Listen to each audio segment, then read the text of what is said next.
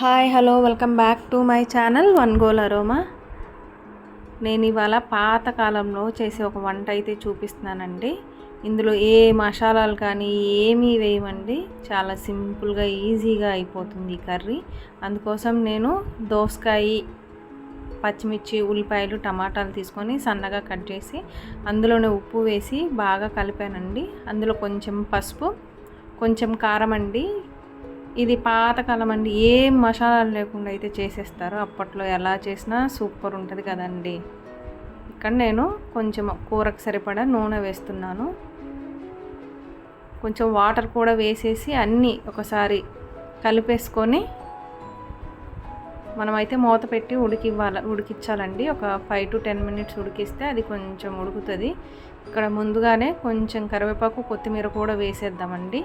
ఆ కరివేపాకు, కొత్తిమీర ఇట్లా వేసి ఉడికిస్తే మంచి అరోమా వస్తుంది. కర్రీ కూడా చాలా బాగుంటుంది. అది తినేటప్పుడు ఆ కొత్తిమీర, కరివేపాకు ఫ్లేవర్ కూడా తెలుస్తుందండి. ఇక్కడ మనం ఒక 5 to 10 minutes ఉడికించాక ఎగ్స్ అయితే వేసేద్దామండి. మనం ఆ ఎగ్స్ని 2 sides కట్ చేసుకొని వేసుకోవటం వల్ల ఆ ఎగ్లో ఆ పులుసు అంతా వెళ్ళి మంచిగా ఉంటుంది. ఎగ్ టేస్టీగా ఉంటుంది. చాలా పాతకాలంలో ఎంతైనా ఎలా వండినా పొయ్యి మీద కదండి, చాలా టేస్ట్ ఉండేది. అప్పుడు అంత మసాలాలు ఏమి ఉండేవి కాదు.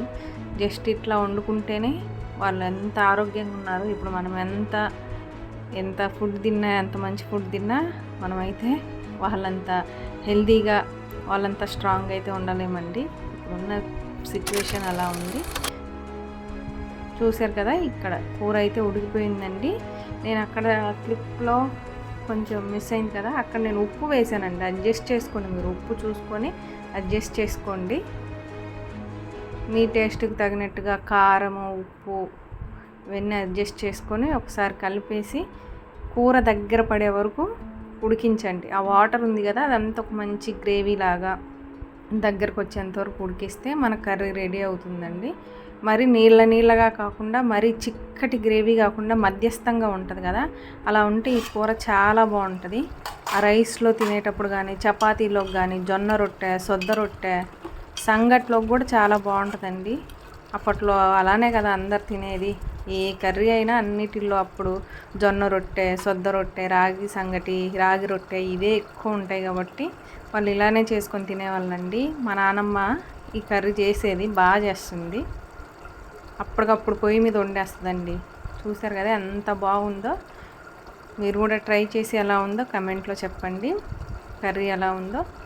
మరి ఎవరైనా కొత్తగా చూస్తుంటే మన ఛానల్ని లైక్ చేయండి, షేర్ చేయండి, సబ్స్క్రైబ్ చేసుకోండి.